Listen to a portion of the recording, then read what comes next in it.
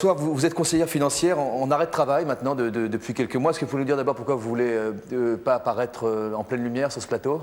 Tout d'abord, je suis dans une phase avec mon employeur où effectivement je risque d'aboutir à une procédure au prud'homme. Donc je ne souhaite pas donner des arguments à mon employeur actuel puisque je suis toujours en fonction. Et d'autre part, mon intervention et le témoignage que je tiens à porter n'est pas forcément... je ne cherche pas à porter préjudice à qui que ce soit, même à la personne qui m'a harcelée. Et donc, par discrétion, je souhaitais rester anonyme. Depuis combien de temps que vous êtes en arrêt de travail? Plus de 6 mois. Pour quelle raison? De quoi vous souffrez? Dépression, c'est-à-dire qu'effectivement, je suis rentrée dans cette société il y a 3 ans maintenant. J'ai vécu pendant 2 ans et demi une situation d'harcèlement permanent, donc tout ce qu'on a déjà exprimé, ces petites choses qui sont répétées.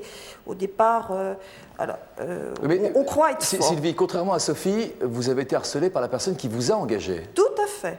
Par une femme, votre supérieure hiérarchique. Tout à fait. Comment ça se passait? Parce que c'est bizarre, quelqu'un qui vous a choisi comme conseillère financière, qu'ensuite elle se retourne contre vous. Oui, mais elle se retourne pour... Le harcèlement que j'ai subi, contrairement à ce qui a été évoqué précédemment, n'est pas un harcèlement pour m'obliger à donner ma démission. C'est beaucoup plus vicieux que ça, c'est-à-dire que je pense que dans le fond, mon employeur était très content de mon travail et souhaitait me conserver, mais cette personne-là cherchait à me prendre ce qu'elle n'avait pas.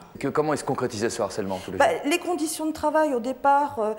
pendant ma période d'essai, ça a été des insultes en réunion devant des personnes extérieures. Donc ça, une fois la période d'essai passée, j'ai pu... Quand on vous insulte... Mais quel genre d'insulte? C'est-à-dire qu'on rabaissait votre boulot ou c'était des insultes? Non, des insultes totalement personnelles, puisque mon travail, je pense qu'il était, il était reconnu et ma compétence n'était pas mise en cause. Mais des insultes, quelles insultes par exemple? On m'insultait que j'étais une idiote, que je ne comprenais rien. Donc c'était beaucoup plus personnel que par rapport à mon travail. Donc quand vous avez une insulte, vous pouvez répondre à cette insulte.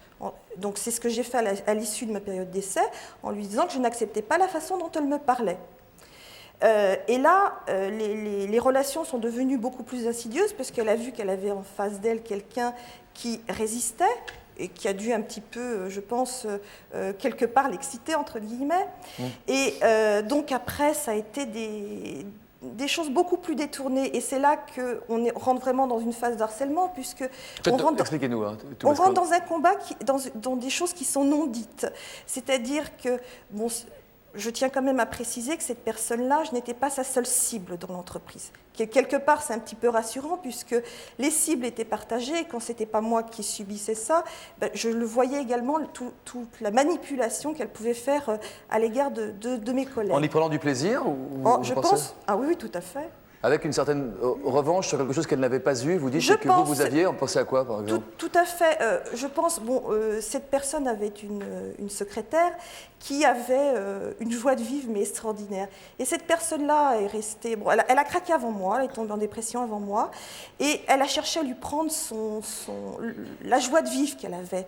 Moi, je pense que ce qu'elle a cherché à me prendre, c'est plus ma compétence qui était reconnue de la part de la direction et qu'elle n'avait pas. Donc, elle n'acceptait pas que je puisse savoir plus de choses qu'elle, et elle intervenait sans cesse pour me rabaisser, et elle avait besoin de moi en tant qu'appui technique. J'étais vraiment... elle avait besoin de moi, mais son plaisir, c'était de me détruire et savoir que je devais accepter ces conditions-là, sinon je risquais de me retrouver au chômage, et c'est ce qui risque de m'arriver en fin de compte, là. Donc c'est vrai que je me retrouve pas dans la même situation que les cas cités précédents, parce que le but, c'était pas que je donne ma démission. Le but, c'était aujourd'hui que je subisse ces contraintes. Quelles contraintes? Quand c'est plus les insultes et que vous dites que c'est plus insidieux, enfin je sais pas si c'est le terme que vous utilisez. Elle intervenait sur mon travail sans ma permission. Des documents que je rédigeais, elle les annotait alors que je ne les avais pas encore relus, pas diffusés. Elle fouillait dans mon bureau. Elle rentrait, je suis cadre, elle rentrait dans mon bureau, j'avais 5 minutes de retard, en furie, comme si j'étais un enfant. Donc des relations où elle cherchait à s'imposer, à écraser l'autre. et où je suis quelqu'un qui a plutôt une forte personnalité, mais je me suis vraiment sentie complètement écrasée et je ne savais plus d'où les coups venaient. Et c'est là que ça devient dangereux parce que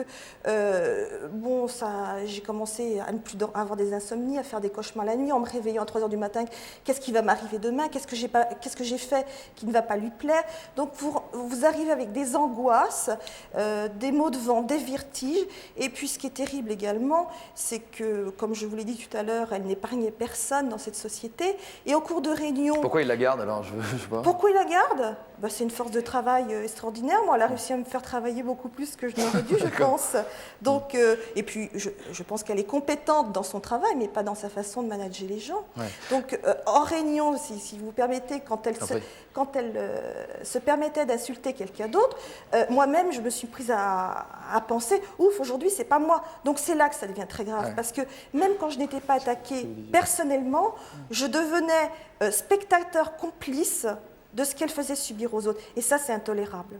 Vivre dans une ambiance, travailler dans une ambiance où on est sans cesse sur la défensive, où il n'y a plus de relation de confiance, ça bouffe.